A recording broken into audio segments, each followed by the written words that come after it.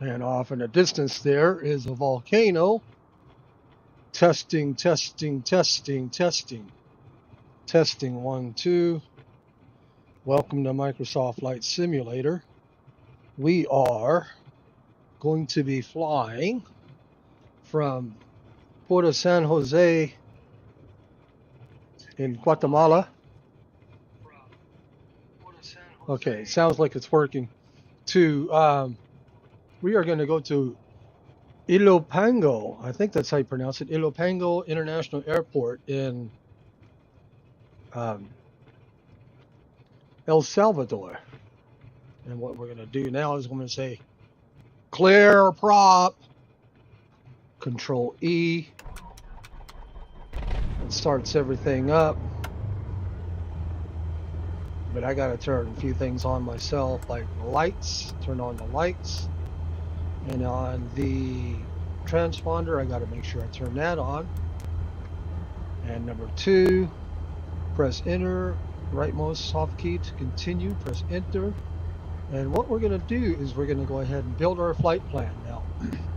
So a flight plan, press this button here, rotate that button, rotate that again. That gives you the K. But we're going to go ahead and actually here it would be an M. But we're going to use the Microsoft keyboard and type in Mike, Golf, Sierra, Juliet, and that's where we are. And we'll let them decide the runway. First of all, we want to do, I wanted to check that out on SkyVector real quick. I think that it's 7,000. Yeah, 7,000, but then this calls for 10,000. So 7,000 here, and this, we'll just go ahead and do 10,000 then. So anyway, we'll go ahead and full screen again. So we're just going to go ahead and set this up for 10,000. So let me go ahead and just, there's thousands here, 99, 10,000. And our destination is going to be Mike, Sierra, Sierra, Sierra. And that is San Salvador in El Salvador. We'll let them again decide the runway. And then what I'm going to do to avoid these mountains right here is I'm going to put in a waypoint there. And on SkyVector here, we have a waypoint. And let me go ahead and world VFR again. See, if I don't do that, we'll be flying right over here. I do want to get the drone though and take a look at that lake. That's the Santa Ana volcano right there. I believe that's the Santa Ana lake there. But Google Maps here can tell us what that is. That is, okay, that's the Lago de, okay, whatever, however pronounce that. But that's the lake near the Santa Ana volcano. So there's the Santa Ana volcano. So that should be interesting. But we'll go ahead and do the drone there once we cross this waypoint here and we're heading there. We'll take a look at that real quick. Hopefully we have enough time. The whole flight is about an hour and 8 minutes. So let's go ahead and get started here. The waypoint there is, I'll go ahead and write. Okay, so that would be Alpha Mike Echo Sierra Alpha, and press enter on that, and that's it, our flight plan. Let me go ahead and clear that real quick. And so yeah, there's Mesa is our waypoint. Now I wanted to look real quick, flight plan again, that there is no weather information there. I press enter here. There is no ATIS. There is FSS, whatever that is. I'm not sure what that is. FSS. Any of you real pilots out there, if you know what that is, I'm going to go ahead and put that frequency in my secondary there and make it active. So press this right here, bring this down, and that highlights that. And so what we're doing is we're changing this number 124.850 to 127.050. So press enter right there, and that puts that there, 127.050. Make that active. And I'm going to go ahead and turn on my comm too. Maybe it is a weather report or something. I don't know. But let's go ahead and go back to the flight plan here. And we will now contact San Jose ground. And we're going to be departing to the east. San Jose ground, Cessna November Charlie 77 Charlie Charlie ready to taxi east departure. Cessna November Charlie 77 Charlie Charlie. Starting so late because I was watching the All-Star game. Via taxiway. Contact tower on 33. 126.75 when ready. Taxiing hold short runway tree using taxiway Cessna 7 Charlie Charlie. I filled it up halfway. I believe that's going to be enough fuel. If not, we'll have an underway replenishment, or Microsoft Flight Simulator underway replenishment. But actually, I saw a couple of military planes flying over Silverdale yesterday, and yeah, watch out, mister. That there's one lady who was saying that it looked like one was towing the other, and I was telling her that, yeah, that they were flying. I mean, they were flying pretty close. And she was saying, "Are they doing underway refueling?" I said, "I don't think so. They usually don't do it that low." And she said it looked like the one was towing the other, and I said, "Okay, well maybe they were doing an underway replenishment fueling." So that was pretty cool, though. I got my camera out, my cell phone camera, and snapped a couple of pictures. But by the time I got the pictures, they'd flown away just a little bit more. So I didn't really I got them, but I didn't really get a good picture. So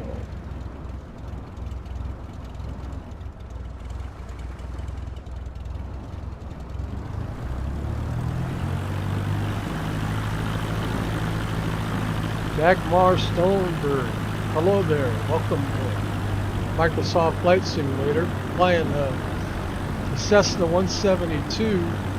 I started in Bremerton, Washington, and flew all the way. I'm now in Guatemala, and I have a sequence of flights. And my goal is to fly primarily along the coast, all the way down to South America and back. And it's been pretty fun sharing my knowledge of the Garmin G1000 and how to use it. And again, this is all entertainment. I'm not a real pilot. Actually, I've never even been in a Cessna 172 before. Looked inside, but never been in one. But when I do get my Cessna 172, it will definitely have a Garmin G1000 in it. I am totally sold. There was a few flights ago where I landed and I didn't know that there was even a hurricane going on, but I landed in a Cat 1 hurricane, and it was a blind landing, and wouldn't have been able to do it without this Garmin G1000. So if there are any real pilots out there, if you ever have any questions or any doubts, of course I'm pretty sure any pilot would agree that the Garmin G1000 is the way to go. Alright, so I am now I'm at the wrong runway, aren't I? Nope, I'm at the right runway. 33, and I thought I saw 13. So we'll go ahead and contact the tower, and we're gonna do takeoff. San Jose Tower, Cessna November Charlie 77 Charlie Charlie ready for departure to the east at runway tree. And they're gonna give us our altimeter reading, 2995. So just bring that up a little bit, and off we go. And cleared for takeoff. Look at that volcano. Cleared for takeoff, runway tree Cessna 7 Charlie Charlie. So here we go. I'm gonna spool up here. I got full rich mixture. We got rotation at 55, best angle of climb at 62, best glide speed at 68, best rate of climb at 74. So we are now, I've released the brakes, the wind is calm, airspeed is alive. We're rolling on down here, and at around 55, rotate, and autopilot, flight level change. Go ahead and bring that down to about 75. Flight level change, there we go. Up to about 75 now. And heading. I'm going to go ahead and arm the navigation right there. You see it's armed. And we're going to go ahead and head east. Okay, the navigation has taken over. The GPS has taken over.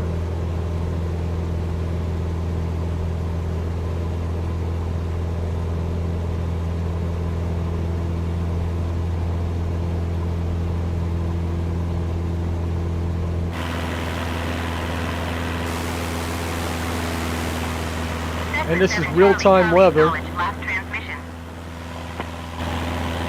San Jose Tower, Cessna November Charlie 77 Charlie Charlie, continue for east departure. And so east departure we're going. And we had a visit, a flyover of a lake here in Guatemala. And then we landed, the last flight we landed in Puerto San Jose.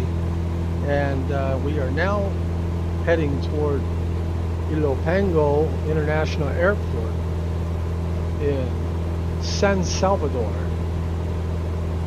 And what we want to do is we want to check out the Santa Ana Volcano, which is in El Salvador. Okay, now I'm backing off here on my mixture just a little bit. Go ahead and back off on that. We are at our best rate of climb right now. Climbing to 10,000 feet. I looked at Sky Vector and it didn't see any thunderstorms in the area. I hope I'm not crackling. I reset all of my sound and my microphone to default, and hopefully that'll fix the crackling.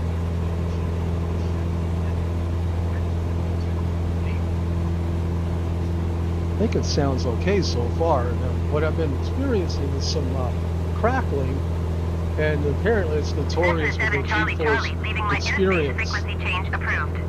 All right, we're going to go ahead and say frequency San Jose change. Tower, Cessna November Charlie 77 Charlie Charlie, frequency And we're going to change. contact departure, basically. We're going to contact Central America Center, Cessna November Charlie 77 Charlie Charlie is type Cessna Skyhawk 3 miles east of San Jose, 2,500 feet.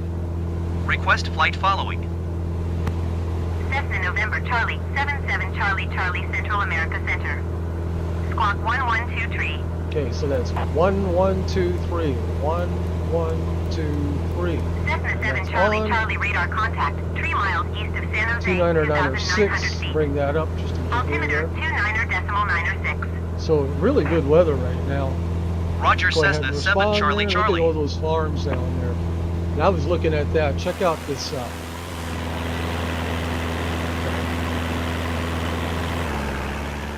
wouldn't let me control. Well, look at this right here. F6 is speeded up. This must be like a really fantastic place to live here. You can get there by boat, or you can get there by road, and it's all just cut out there. And that's probably just a really gorgeous place to live. You know, you're right by the ocean, you got the beaches, and then you have the mountains behind you. And so that's really cool. Let me go ahead and take the drone back to follow with us. Okay. So we are now climbing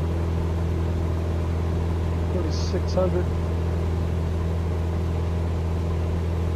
And we're going to bring our co-pilot on. The name of our co-pilot is Bing AI. And Bing AI is going to tell us about El Salvador, the country of El Salvador.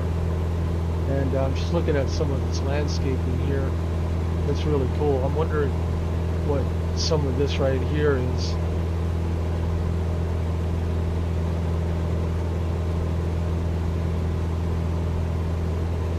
I want to go ahead and position the drone, or not the drone, but the camera there to the left without me having to hold it with my hand. I'm usually go with the left right there with my hand, and it's, you know, have to have my hand on it. But I want to have my hands on my phone. I bring the microphone or the speaker to my phone closer to the microphone here to listen to Bing AI. Hi Bing, tell us about El Salvador. So she's going to search El Salvador. Searching for El Salvador. Sure, I can tell you some things about El Salvador. Cool. According to Wikipedia, El Salvador is a country in Central America that borders Honduras, Guatemala, and the Pacific Ocean. It has a population of about 6.5 million people, and its capital and largest city is San Salvador. It became independent from Spain in 1821 and from the Federal Republic of Central America in 1841. El Salvador has a history of civil war, social inequality, and natural disasters. From 1979 to 1992, it was involved in a violent conflict between the left-wing guerrillas and the US-backed military government. The war ended with a peace agreement mediated by the United Nations that included democratic reforms and human rights protections. However, El Salvador still faces challenges such as poverty, crime, corruption, and environmental degradation. In 1998, it was hit by Hurricane Mitch that caused widespread damage and displacement. In 2001, it suffered a major earthquake that killed more than 1,000 people and destroyed thousands of homes. El Salvador is also known for its culture, cuisine, and natural beauty. It has a rich and diverse heritage that combines indigenous, European, African, and Asian influences. Some of its cultural expressions include music, dance, literature, art, and festivals. Its cuisine is based on corn, beans, rice, cheese, and meat, and features dishes such as pupusas, stuffed tortillas, tamales, steamed corn dough with fillings, and sopa de gallina India, chicken soup with vegetables. El Salvador has many natural attractions such as volcanoes, lakes, beaches, forests, and wildlife. Some of its popular destinations include Lake Ilopango, a crater lake, Cerro Verde National Park, a volcanic park, El Tunco, a surfing spot, and Monte Cristo Cloud Forest, a biodiverse reserve. I hope this gives you an overview of El Salvador. If you want to learn more... Okay, so if you want to learn more, go to in.wikipedia.org, Britannica.com, and CIA.gov. That's in the World Factbook, apparently. That's where some of the sources of information that being used. And we are at 5,900 feet. I just wanted to look real quick at, we got another one. It's Flight Radar 24. I wanted to look at the real traffic. And the plane that she was talking to, oh, there's several planes there. So let me go ahead and figure that out. Kappa 496. So what we can do here is look for a 496 somewhere. Kappa 496 climb and There it maintain is, flight right level there. 190. So that's the one that she's talking to. That one is going from, that's Kappa Airlines, going from Panama City to Guatemala City. And that's a Boeing 737. It's at 36,000 feet. So, I don't know if it turns it down. I highlighted the COM 1 right there. And this is the volume control. Kappa 496 descend and maintain flight level 180. There we go. I like to turn it down so it's not so loud and intrusive. And we are flying over the ocean leg of our journey right now. Beautiful weather. This is real-time weather. Again, I backed up the time to about 5:23 in the afternoon, their time, that I backed it up to. Right now, in real life, it's about 10:23, I think it is. Definitely at nighttime over there, but we wanted to do a day flight here. And I'm not sure which runway. Probably won't even set it up until we get in contact with the airport there on which runway we're going to land at. But I need to do that within. Actually, I'll probably take a guess again like I did last time.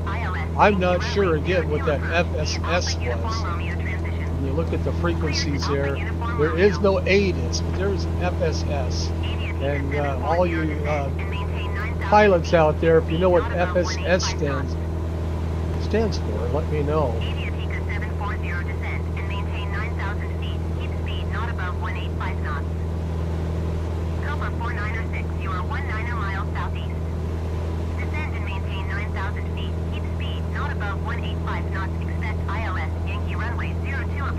Runway 2. So I'm wondering, runway 2, you know, if they're using runway 2 there, we had runway 33 and runway 15. We'll go ahead and set this up. I'm going to set it up to runway 15. That's just an educated guess, and if they tell me something different while we're descending, we'll, of course, certainly change it.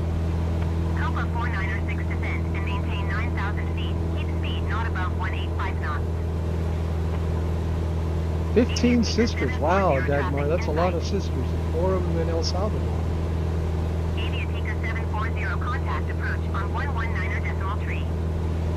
So I imagine that you've been in El Salvador.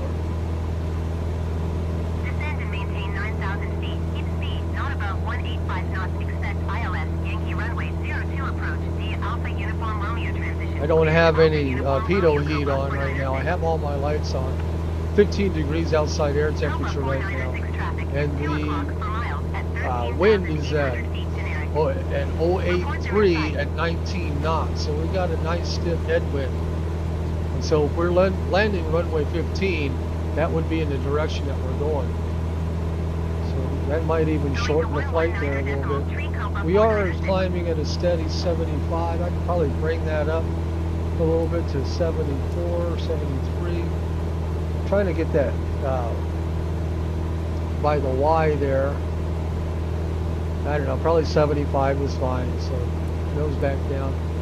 Well, maybe 1. I'm just trying to get this little blue right here, this little blue button there, whatever they call that, even with the Y, which is our best rate of climb.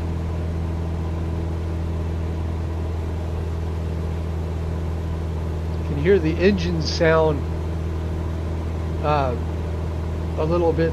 It's just a little bit different now at this altitude because of the thinner, starting to get the thinner atmosphere here.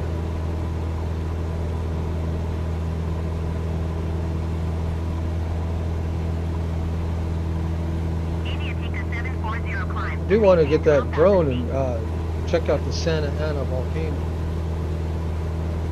And when we get to altitude, we'll talk to Bing and ask Bing about San Salvador and then about the airport there. And then when we get close to our waypoint here, this is our waypoint right there. And this right here, in between the mountains, that is the Santa Ana volcano, and there's a crater lake there.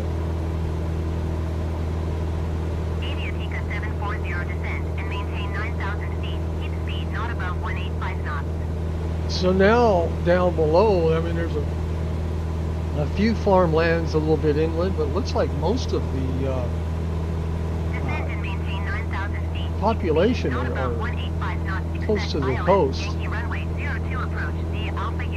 That's where I would live. Alpha Uniform Romeo. I'm wondering if maybe sometimes in a little bit, you know, in the inland areas too, they might have problems with flooding. It looks like some of this right here is marshland.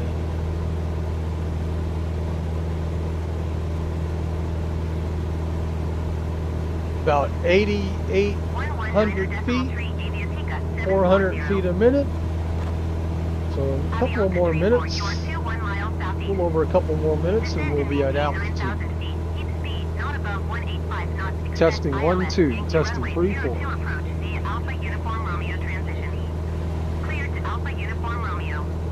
Yeah, I reset all the defaults. If that gets rid of the crackling, that'd be great. Descend and maintain 9,000 feet. Keep speed not above 185 knots. Extend ILS. Yankee runway 02 approach. The Alpha Uniform Romeo transition. Clear to Alpha Uniform Romeo Avianca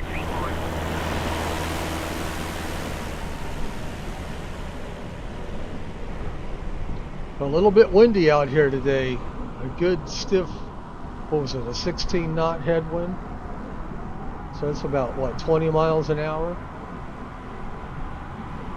And maybe even a little greater wind. Sometimes when you get into the altitude there, your wind increases.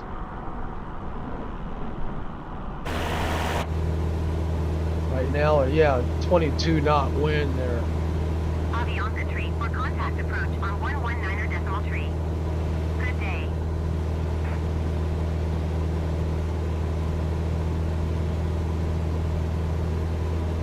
Got the mixture at about 50%. 119er decimal tree for Avianca tree 4.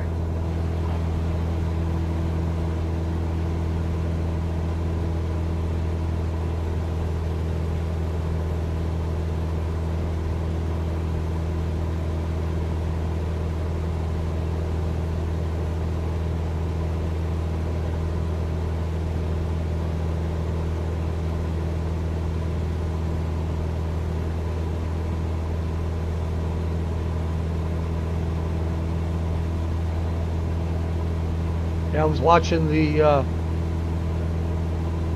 All-Star game, the baseball All-Star game, and it was the first time that the National League won since 2012. And that's some time there, you know. Final score was 3-2. It was a good game. It was actually a really good game. And our guy here in the Seattle is Julio Rodriguez, really good ball player. And he was at bat, man. I was hoping he'd crank it out. I think everybody in Seattle was hoping he'd crank it out too. But I ended up getting walked him. It was there were 2 outs too, and they ended up walking him. So we are now almost to altitude. Okay, so we are now at altitude. And we're going to start leveling out here. Our knots indicated airspeed and our true airspeed both are now increasing. And so this should give us a better picture of once we level out here of how long it's going to take before we get to our first waypoint. I'm bringing the RPMs down to about, we'll keep it at, right now it looks like it's in the green with 2,500. So we'll go ahead and keep that. So it looks like we are about 30 minutes away from our first waypoint. And what I'm going to do now is I am going to set up a procedure. Select an approach right there, and we're going to do visual 15. Visual 15. I'm going to vector to just a straight right there, and we'll go ahead and load that. And obstacle clearance, that is my responsibility. So there we go, and our final approach fix is 2835. So I'm going to go ahead now and assign our altitude select to 2800. and I'm going to hit vertical navigation, so that loads our vertical path. So we will automatically descend, and that'll be in 41 minutes. And the thing of it is when we look at this airport here, Sky Vector, the elevation is 2027. So what I want to do is I'm going to go ahead and see if this makes a difference too. Full screen again. I'm going to go ahead and set. Can I do that here? No. Back to the flight plan.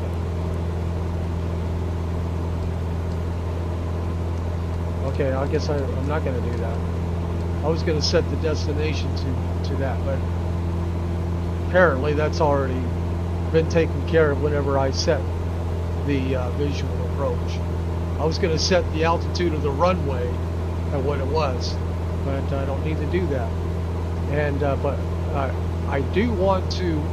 We'll probably, once we make contact, we will probably. Well, let's look at that real quick. I'm going to go ahead and press this again. And so straight is over here. So yeah, I have to be really careful because there's a mountain right there. Well, I might just go right over the runway and then go to straight and then come back. That's probably what we'll do.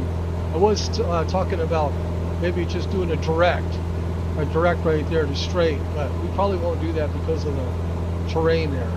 So let's go ahead and just press that button again. So we are now set up, and if it changes, if they give us the opposite runway, we will change it accordingly. But we won't find that out until well after we've reached our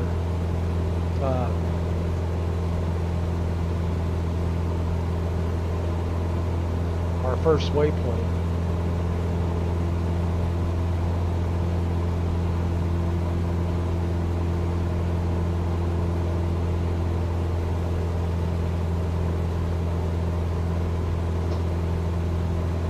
Hi, Bing. Tell us about San Salvador. Tell us about San Salvador.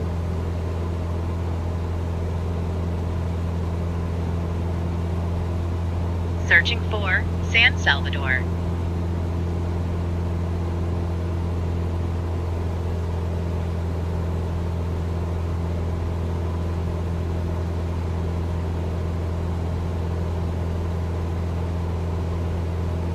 San Salvador is the capital and the largest city of El Salvador, as well as its political, cultural, educational, and financial center. It is located in the Valley of the Hammocks, near the San Salvador volcano, at an elevation of 2,238 feet, 682 meters. It has a population of about 570,000 in the city and 2.4 million in the metropolitan area. San Salvador was founded in 1525 by Pedro de Alvarado, a Spanish conquistador, and moved to its current location in 1528. It became the capital of El Salvador in 1839, after being part of the colonial province of Cuscatlan and the United Provinces of Central America. San Salvador has suffered from several earthquakes and floods that have destroyed many of its buildings, but it has also been rebuilt with modern architecture and infrastructure. San Salvador has no colonial buildings remaining in the city. San Salvador is a major economic hub for El Salvador and Central America. It has a diverse and dynamic industrial and service sector, producing textiles, clothing, leather goods, pharmaceuticals, cigarettes, liquor, and more. It is also connected by railroads and highways to the Pacific ports of Acajutla, La Union, and La Libertad. San Salvador is home to many cultural and educational institutions, such as the National Museum of Science and Industry, the National Museum of El Salvador, the National University of El Salvador, and the Central American University of Jose Simeon Canas. San Salvador also has a vibrant nightlife, with many bars, clubs, restaurants, and entertainment venues. San Salvador is a city with a rich and diverse heritage that combines indigenous, European, African, and Asian influences. It has many attractions for visitors to enjoy, such as the National Palace of El Salvador, the Metropolitan Cathedral of San Salvador, the Monument to the Divine Savior of the World, the Plaza Libertad, the Zona Rosa, a trendy district, and the Cuscatlán Stadium, the largest stadium in Central America. San Salvador is also close to natural wonders such as Lake Ilopango, a crater lake, Cerro Verde National Park, a volcanic park, El Tunco, a surfing spot, and Monte Cristo Cloud Forest, a biodiverse reserve. I hope this gives you some information about San Salvador. If you want to know more, It does. Thank you very much, Bing. Tell us about the airport over there in San Salvador.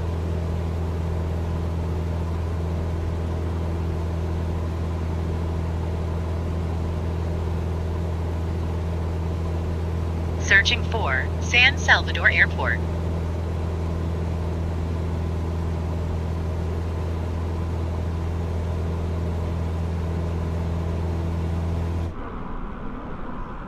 The airport in San Salvador is called El Salvador International Airport St. Oscar Arnulfo Romero y Galdames, IATA, SAL, ICAO, MSLP, or simply El Salvador International Airport.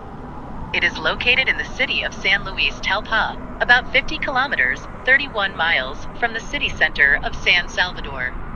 It is the main hub for Avianca El Salvador and Volaris El Salvador, and serves domestic and international flights to North America, Central America, South America, and Europe.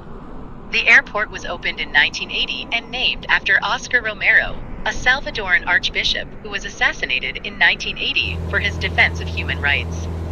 The airport has one runway, 07/25, that is 3,200 meters, 10,499 feet long, and can accommodate large aircraft such as the Boeing 747 and the Airbus A380. The airport has one passenger terminal that has two concourses, A and B, with 22 gates, as well as a cargo terminal that handles millions of tons of cargo each year. The airport is equipped with modern facilities and services such as free Wi-Fi, ATMs, currency exchange, duty-free shops, restaurants, bars, lounges, car rental, taxi, bus, and shuttle services. Okay, I'm going to interrupt you, Bing. Tell us about the Ilopango International Airport in San Salvador. I think I pronounced that correctly. Searching for Ilopango International Airport, San Salvador. That's the one we're going to. The Ilopango International Airport, IATA, ILS, ICAO, MSSS, is another airport in San Salvador, but it is located on the eastern part of the city, near Lake Ilopango. It used to serve as the international airport for San Salvador until it was replaced by the El Salvador International Airport in 1980. Now, it is used for military, air taxi, and charter aviation only. It also hosts the annual Ilopango Air Show and the National Aviation Museum of San Salvador. The airport has two runways, but only one, 1533, is operational and can handle small and medium-sized aircraft such as the Embraer 190 and the ATR 72. The airport has one passenger terminal that has a capacity of 25 people and offers basic services such as air conditioning, seating, and restrooms. The airport is owned by the government of El Salvador and operated by the Autonomous Port Executive Commission, SEPA, which is in charge of planning the modernization project. The airport is expected to be rehabilitated and enlarged to accommodate domestic and regional flights within Central America. SEPA has announced that they will begin the project in late 2013, but it has been delayed due to environmental and legal issues. Some of the airlines that have expressed interest in operating from Ilopango are TAES Airlines, TAG Airlines, and Volaris. I hope this gives you some information about the Ilopango International Airport. It does, Bing. Thank you very much. And so, apparently it was the old international airport but I can understand why. I mean, with El Salvador being, San Salvador being at an elevation of over 2,000 feet, and with all the volcanoes all around, it just makes sense to have the other international airport, which is closer to the coast. And initially I was going to fly to that one, but I wanted to fly to the one over in San Salvador, just so that we can fly over the city. And you know, the airport, of course, won't be as busy either. And I also wanted to take a look at the volcanoes there. It looks like the volcanoes are right in front of us there.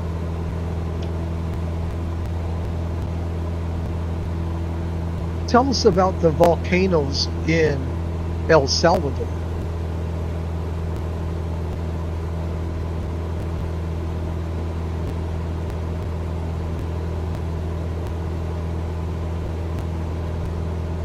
Searching for volcanoes in El Salvador.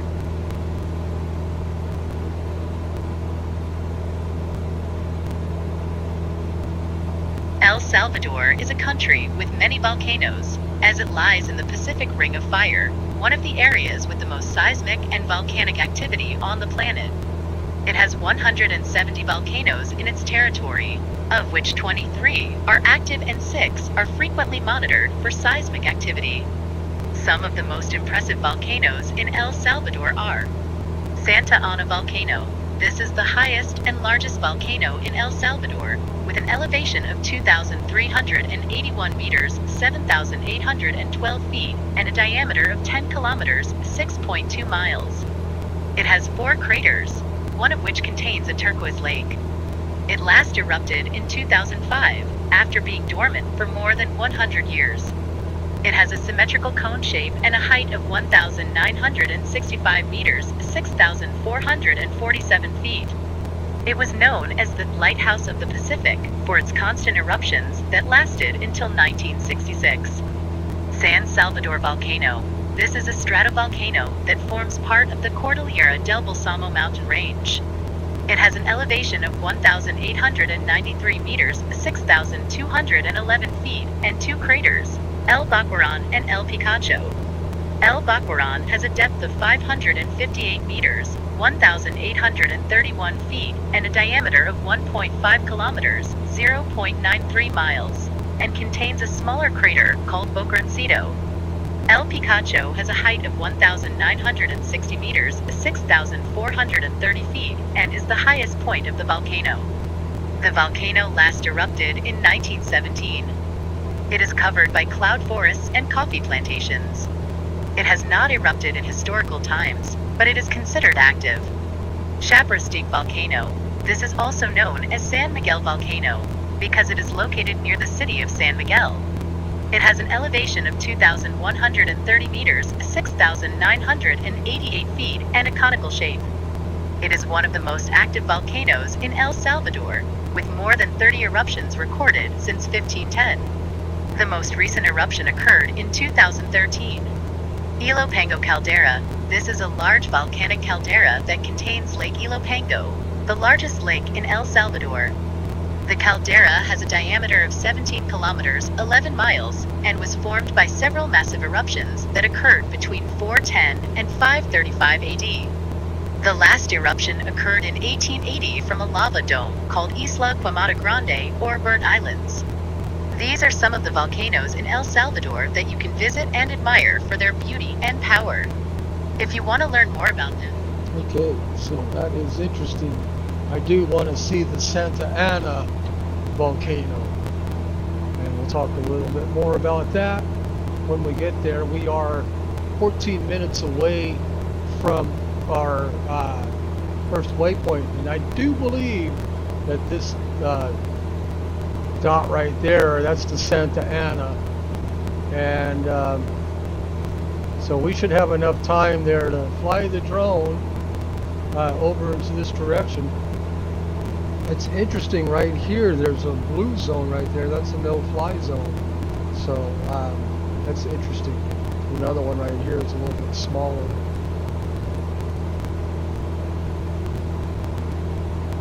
Yeah, Dagmar, I saw your previous comment. I'd just rather stick to the subject of flying the simulator, and you know, I don't want to get off topic necessarily. We stay on the topic of flying the Cessna to South America and back.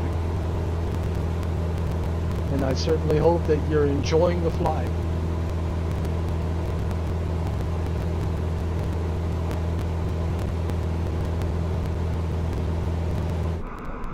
And my drone is just off kilter again.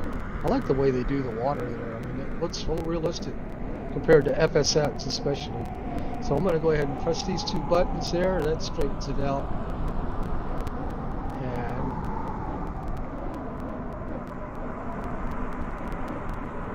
go ahead and press them both. Press that was the Y, the X and the A.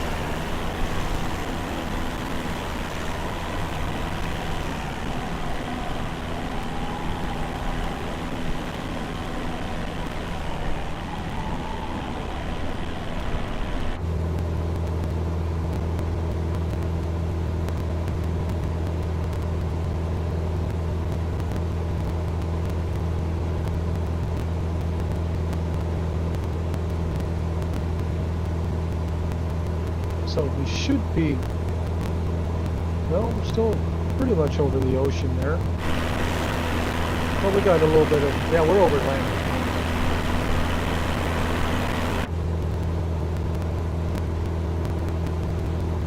You know, I've never really tried landing the plane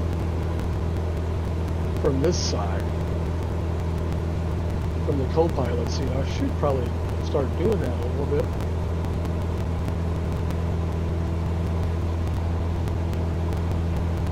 Co-pilot seat.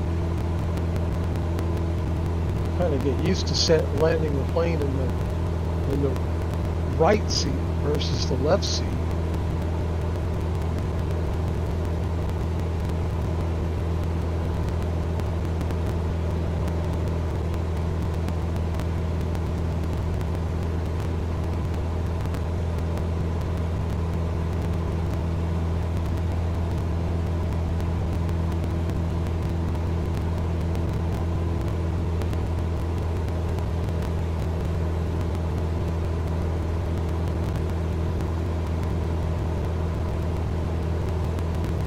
Now we are 11 minutes away from Emesa, or Emesa, or however you would pronounce that. There's another no-fly zone right there. Or I guess I shouldn't say not a no-fly zone. Those are probably restricted airspaces, what I should say they are. Whenever you look at Sky Vector here, you can see sometimes they'll have no-fly zones, and that would be the red right there. This is no-fly. Don't fly there. Flight hazard right there. This right here, this flight hazard. Flight hazard. Sometimes there's a baseball game going on. Space launch right here. Look at this. There's going to be a space launch tonight, effective until 11 o'clock tonight. So we'll be live in 2 days. That's interesting. Security right there. But sometimes there'll be a baseball game and it'll tell you even who's playing them. But right now there's no baseball games, of course, because it was the All-Star game. But this Sky Vector, it's really neat on how all of that works.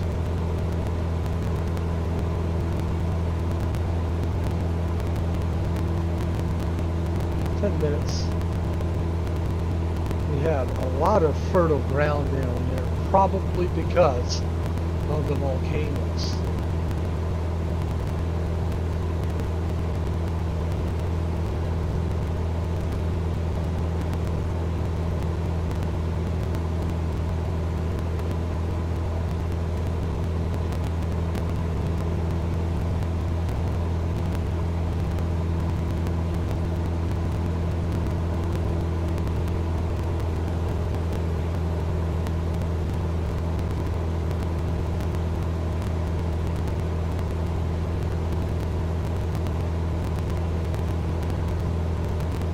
Doing these flights just, you know, as a just basically, I can critique myself when I watch them later on, and I also gain experience. And certainly if there's any pilots that see this, that want to offer their advice, I am definitely open to advice. But I just want to gain experience on the Garmin G1000 and then also flying using Skyvector. And I thought it would be pretty adventurous. And also I'm learning more about all of the Central American, all of the countries, going from Hoquiam all the way down to Mexico, all the way down, all of these countries. I'm going to be learning about them and discovering places. And I just love to explore. And if I could ever do this in real life, I don't know what the logistics would be to set something like this up in real life, with all of the visas and all of the, permissions and everything that you have to have. But, boy, if I could do something like this in real life, I certainly would. Or even, maybe even flying around, the perimeter of the United States.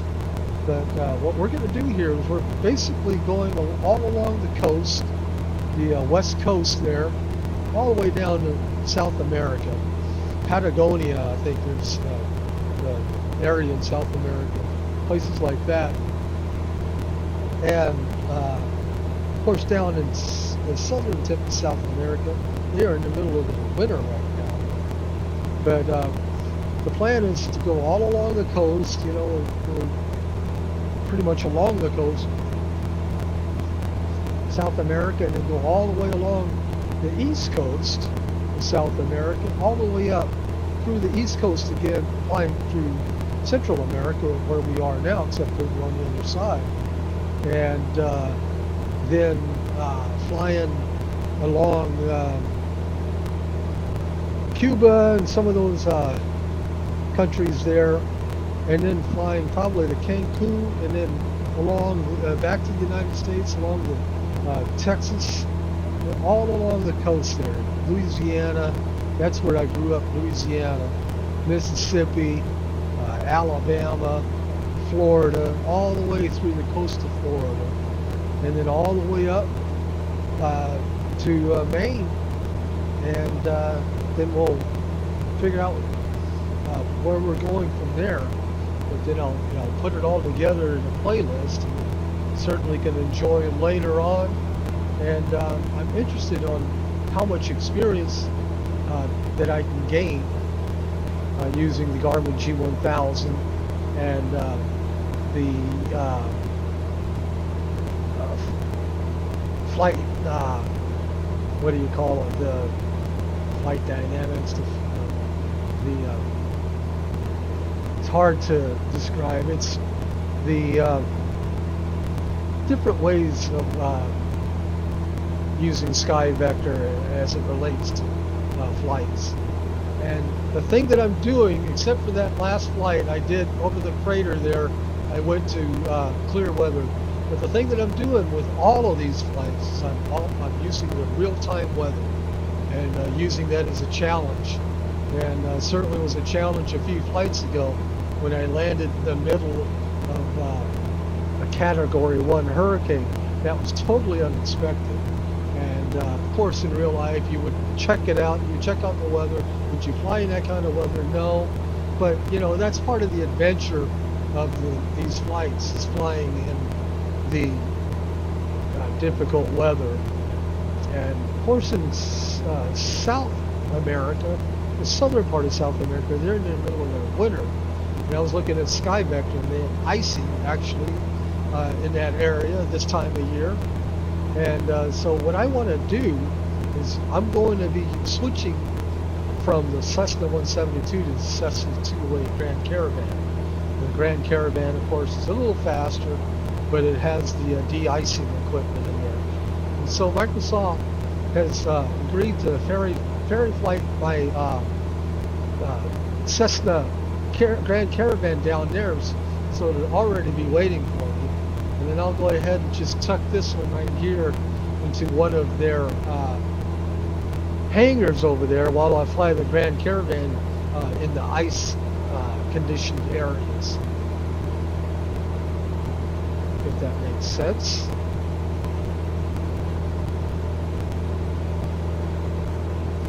Four minutes. As soon as we make our turn, we're going ahead and jump in the drone, and then we will be about 15 minutes away from top of descent. So we'll have enough time there to look at that crater lake there, the Santa Ana volcano lake there. I do believe that that is pretty much this right here. I believe is Santa Ana volcano right over here. I still have a flashing mouse ever since the last update here. Go to this update right there, 13380. Ever since then, I've had a flashing mouse. Had to go to legacy mode in order to do my controls, because the in modern mode, when I would roll, and it wouldn't roll. I press the button, it wouldn't press. It's getting frustrating.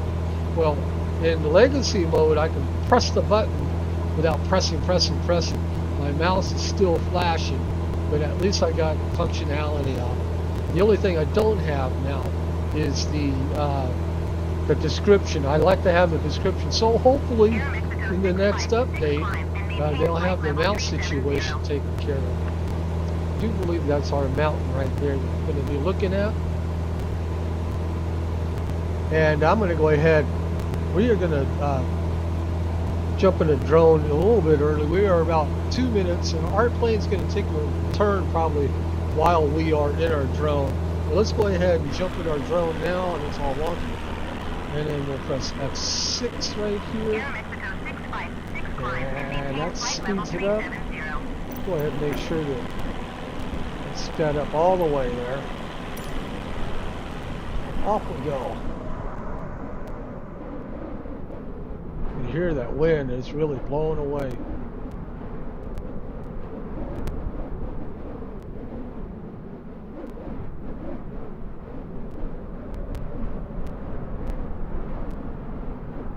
Can you tell us about the Santa Ana volcano?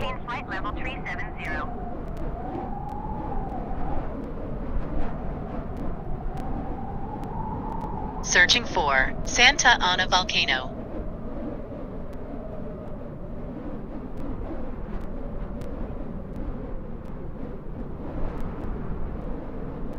The Santa Ana volcano is the highest and largest volcano in El Salvador, with an elevation of 2,381 meters, 7,812 feet, and a diameter of 10 kilometers, 6.2 miles.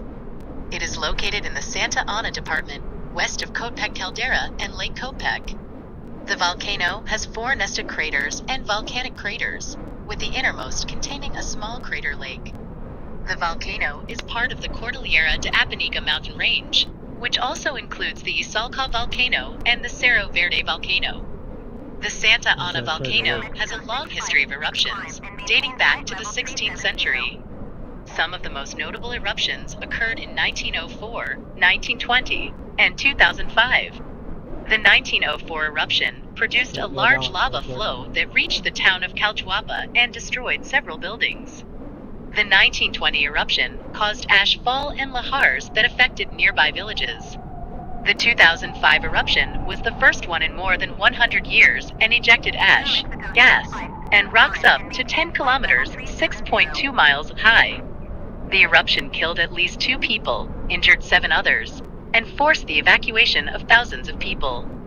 The Santa Ana volcano is a popular destination for tourists and hikers who want to enjoy the scenic views and the natural beauty of the area. See a lot of the volcano is part of the Cerro Verde National Park, which offers trails, camping facilities, and guided tours. The park also has a visitor center, a museum, and a botanical garden. The Santa Ana volcano is also a source of inspiration for artists and writers, such as Antoine de Saint-Exupéry, who based one of the active volcanoes in his famous novella The Little Prince on his experience with the volcano. I hope this gives you some information about the Santa. Tell us about the crater lake nearby.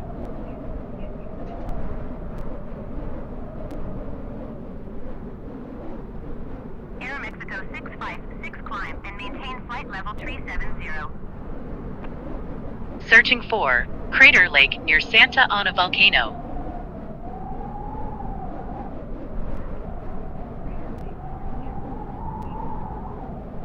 The crater lake nearby is the one that is located inside the innermost crater of the Santa Ana volcano. No, not that one. It is a small lake that has a turquoise color and is filled with... What about the larger lake that's nearby Santa Ana volcano?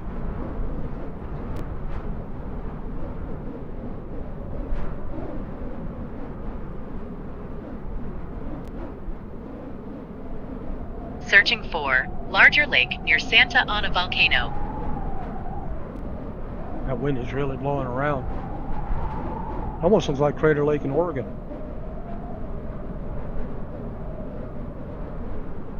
The larger lake that is nearby Santa Ana volcano is Lake Coatepeque, also known as Lago de Coatepeque. That's it.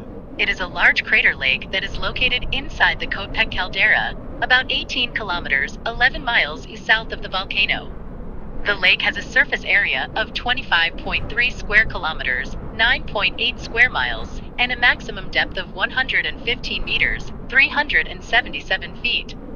It is one of the most popular tourist attractions in El Salvador, as it offers scenic views, water sports, fishing, and boating. Lake Coatepeque was formed by a series of volcanic eruptions that occurred between 57,000 and 72,000 years ago. The lake has two small islands, Teopan and Cerro Verde.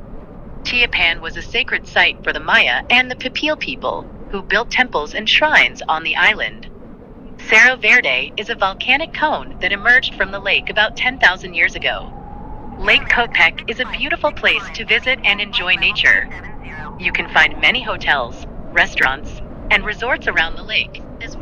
Okay, so that's that. Let me go ahead and go back to the plane here, as we've already made our turn now. And so yeah, there it is. And I wanted to real quickly go to the Google Maps here and see if we can't just look at some pictures here of the real lake there. We won't play into the videos, but there it is right there. Isn't that something? This is Santa Ana volcano, and then the lake down below, there's that crater that we were flying over. It's amazing that it erupted as recently as 2005. So a very good place to explore if you're into volcanoes. Certainly wouldn't want to be there though during an eruption, which could, I would imagine, happen anytime. Look how beautiful that is. Yellow rock there, probably from the sulfur. Hello. And so that's that. You know, check it out on Google Maps. So I wanted to look real quick one more time at that's the Lake Ilopango. Ilopango, dude. Oh no, that's not. Okay.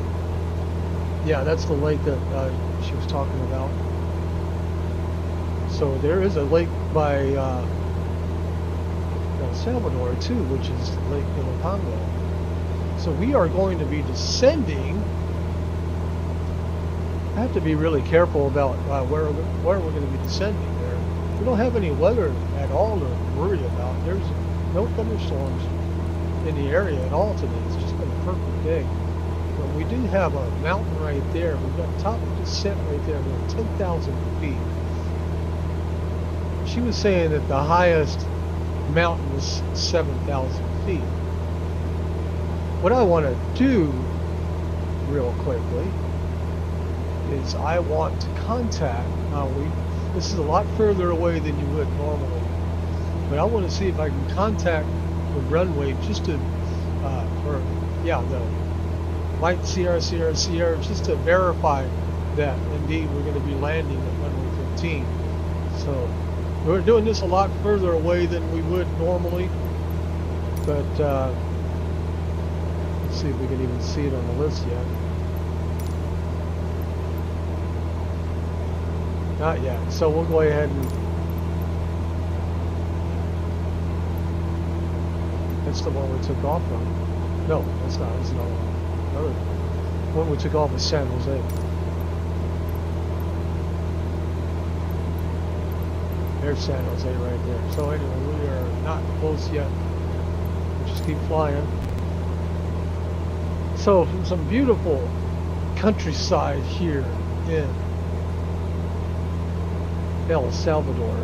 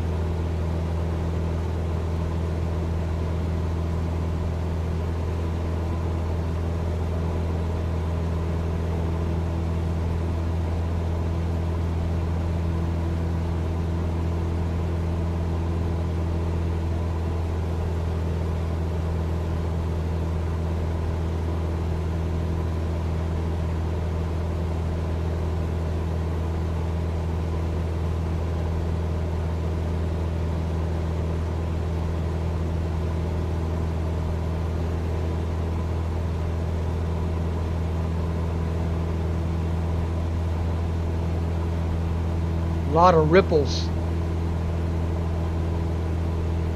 in the countryside here.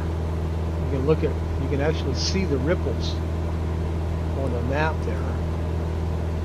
And whenever you're looking at the map on Sky Vector, you can see them right here, all of these ripples. Very interesting. This is the mountain that we... No, this isn't. This is another mountain. This mountain right here is the mountain that we explored. And so this mountain right here, see if I can go ahead and on my layers, go to terrain.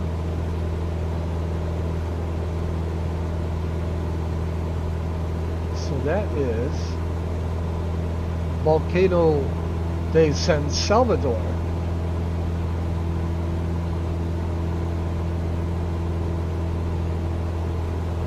Wow.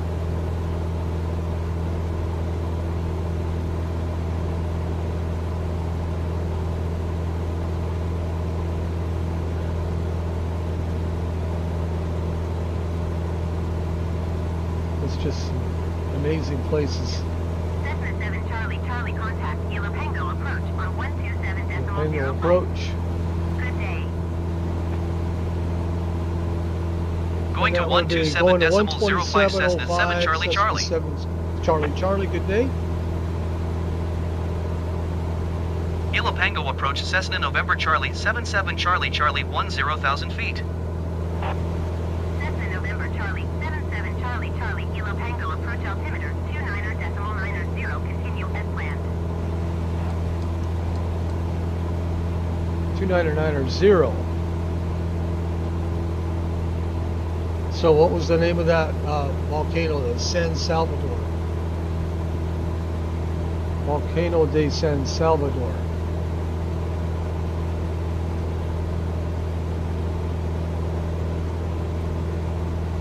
How high is Volcano San Salvador? I think it's the one to our left there. Searching for Volcano San Salvador height.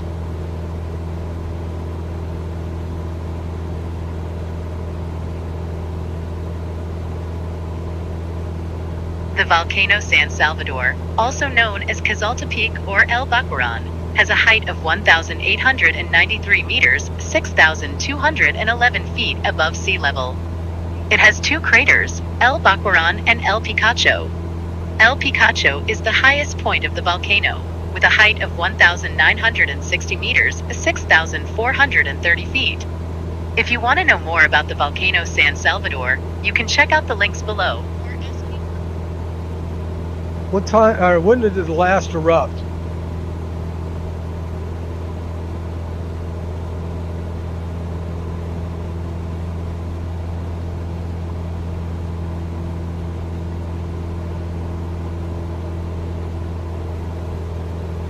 Searching for Volcano San Salvador last eruption.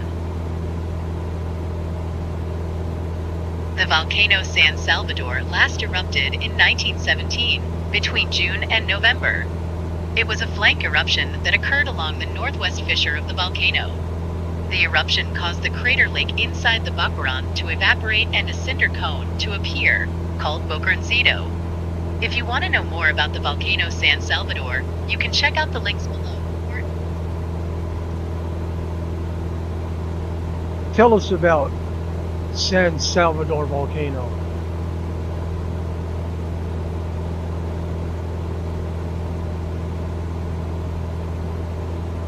Searching for San Salvador volcano.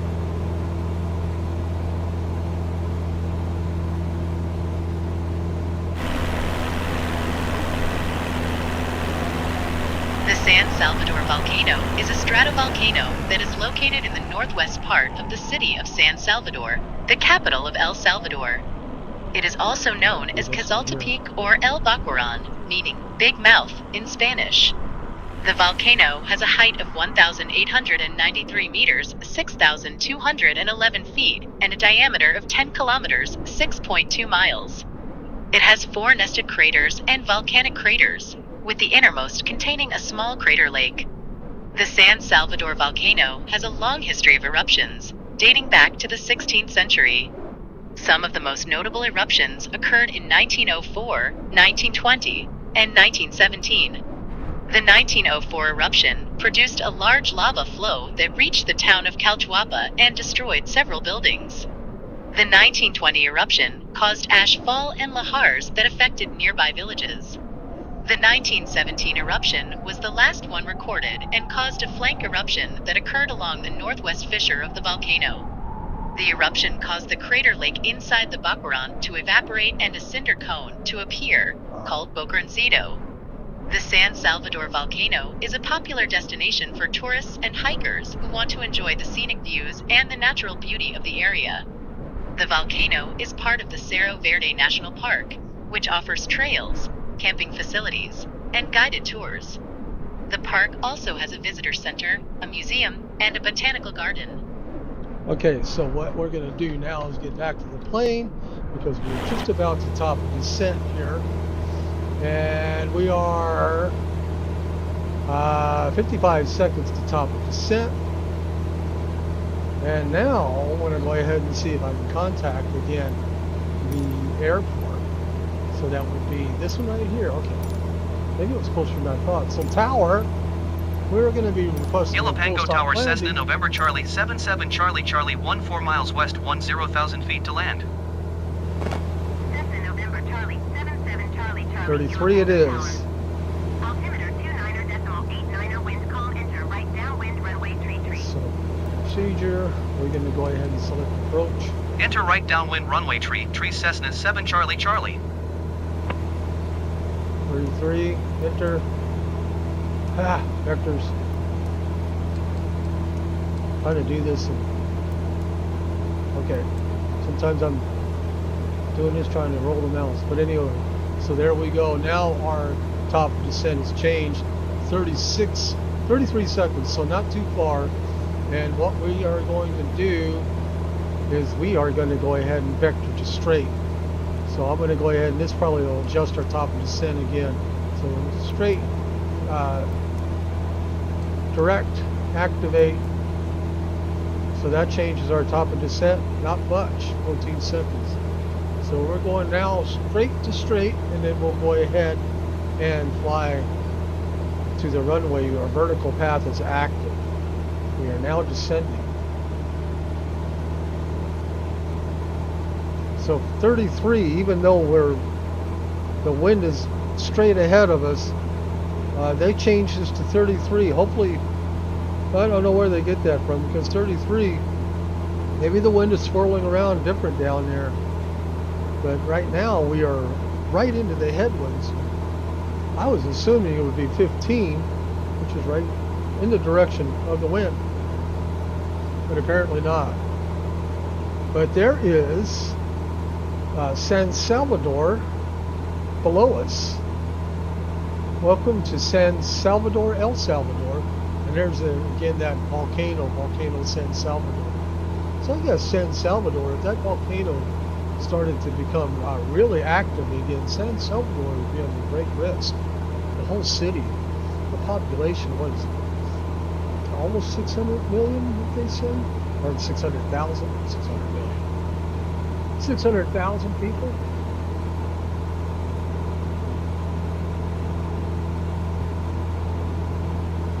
What was the population again of San Salvador?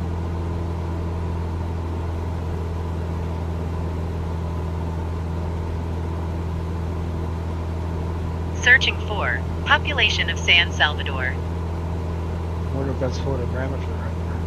A little patch.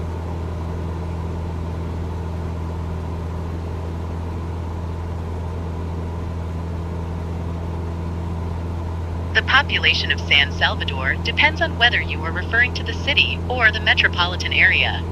According to the World Population Review, the city of San Salvador has an estimated population of 570,459 in 2019, while the metropolitan area of San Salvador, which comprises the capital and 13 other municipalities, has a population of 2,404,097 in 2018.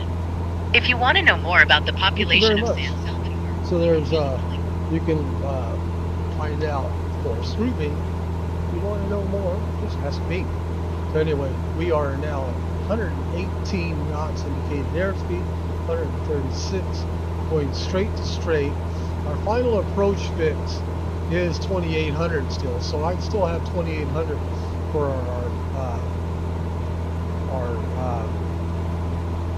assigned altitudes, altitude select. Now I'm going to go ahead and press approach, and so that loads our glide path as well. The GP is loaded, so we are now all set up to land, and we are going to be going right by that lake right there.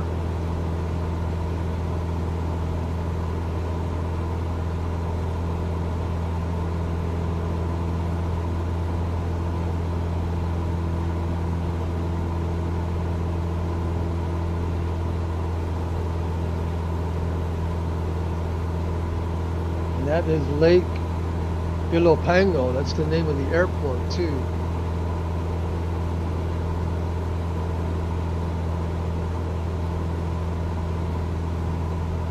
I'm not sure. We're going to go explore a little bit after the plane lands. We shut it down and park it. I don't know if this right here, this area right here might be photogrammetry. Usually you can tell a little bit of difference. That might be a little bit of photogrammetry there. I don't know.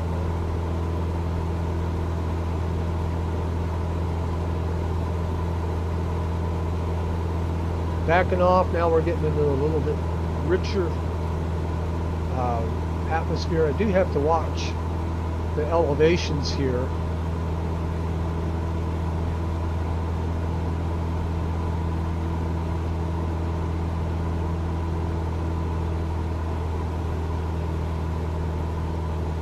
Cessna 7 Charlie Charlie, wind calm, clear to land runway tree. And thank you very Clear much. to land runway tree Cessna 7 Charlie Charlie. Go ahead and press the airport button on my yoke. So that is the direction of the runway.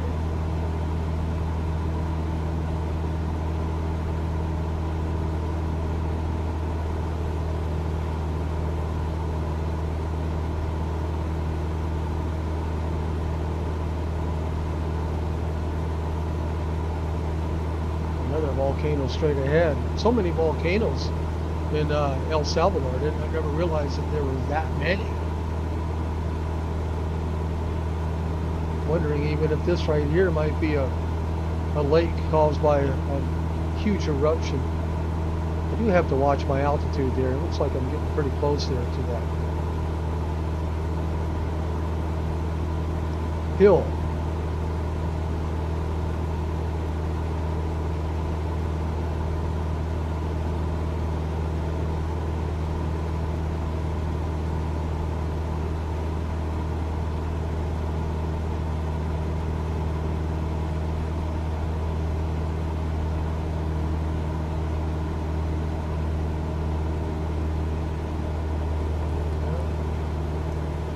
Should be making our turn here shortly. I think we'll clear that hill just fine.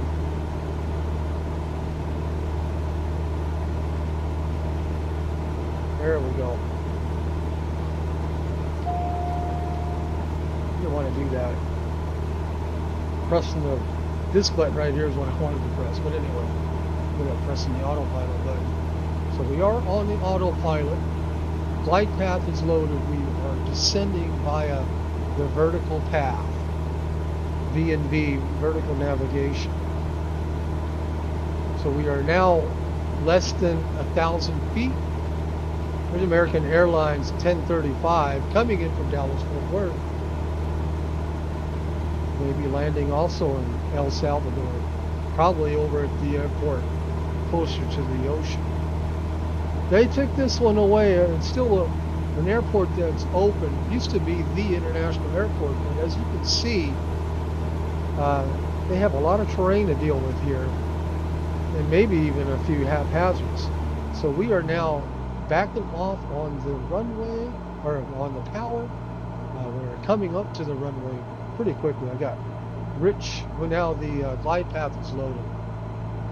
I have the mixture rich.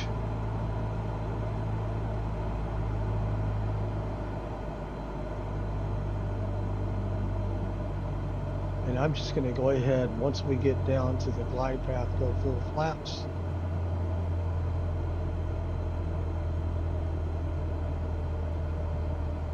Full flaps. We are actually over. I'm going to go ahead and take over now because we are over the diamond. We want to be in line with it.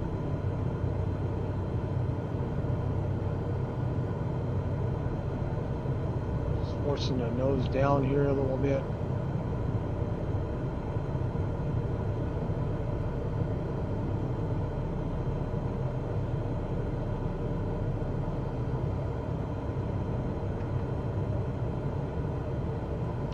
Okay, autopilot is back on.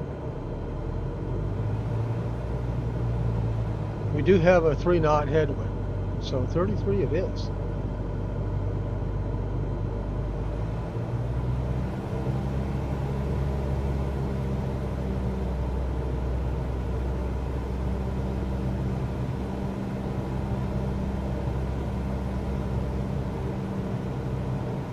Weather is just fine. 500.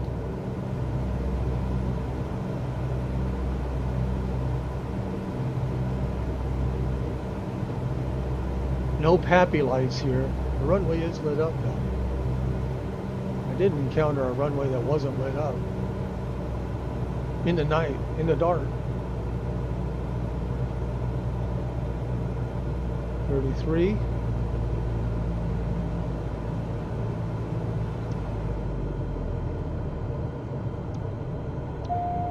Pilot off.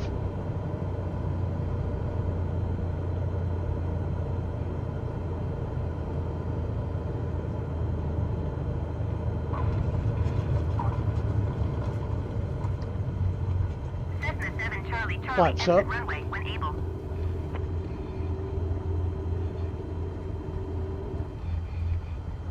And welcome to San Salvador, ladies and gentlemen.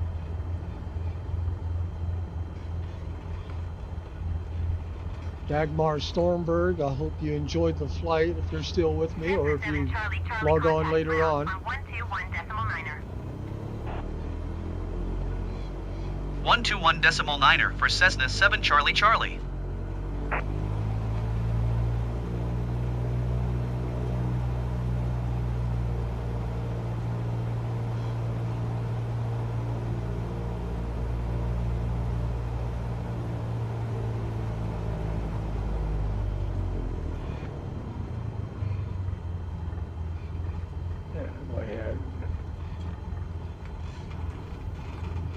Anyway, we're not going to bother with contacting ground right now. We'll just follow this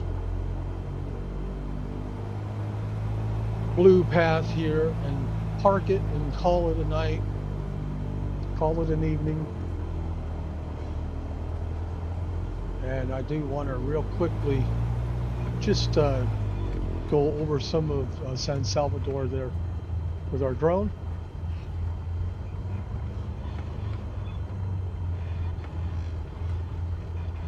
Again, real-time weather, so they're having really good weather here right now.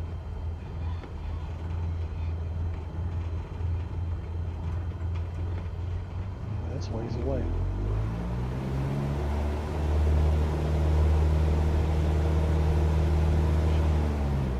I think the speed limit taxiing is 30 knots.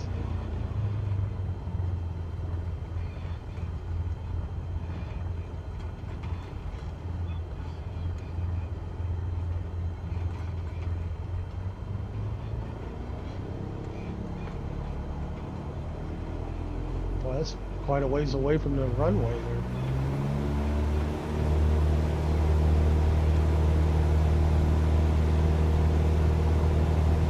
Airspeed is alive.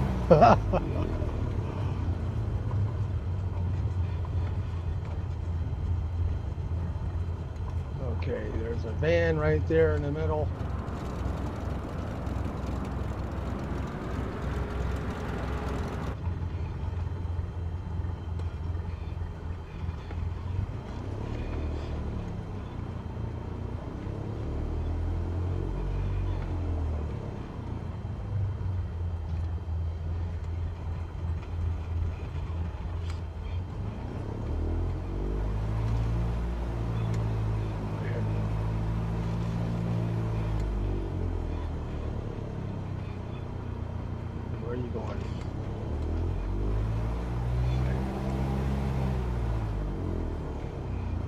Good enough. All right, ladies and gentlemen, we'll go ahead and put the brake on. Shut everything off there. That cut off the gas. Alert. Turn that off, that off, that off. And I do believe we're all done. We'll go ahead and take the key off there. And let's jump in the drone here. I have 6 to speed it up.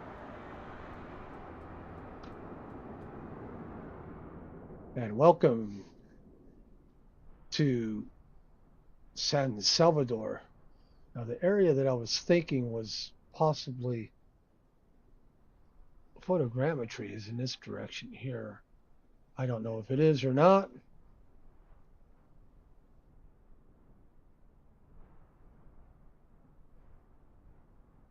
Yeah, I was looking at this right here and thinking this might be photogrammetry, but apparently not.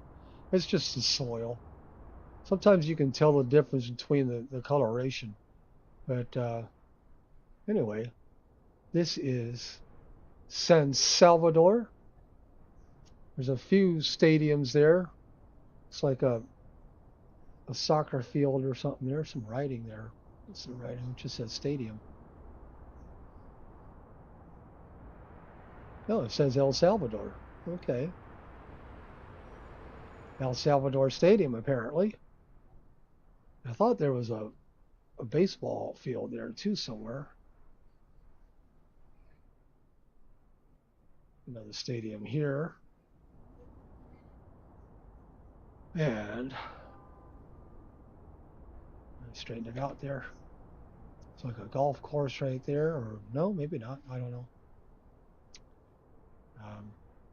Thought I saw a baseball stadium somewhere, but apparently maybe I did. I'm not finding it now. Finding a few tracks there. So there it is, ladies and gentlemen.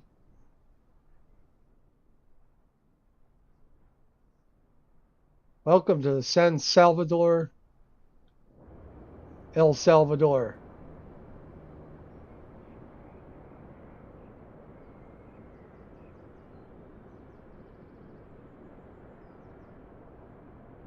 Well, I tell you what, I taxied quite a ways away, didn't I? We'll have to figure out how to get a little closer. Apparently there used to be 2 runways there, but that runway there is no longer in use, just 33 and 15. At any rate, have a good day, everyone.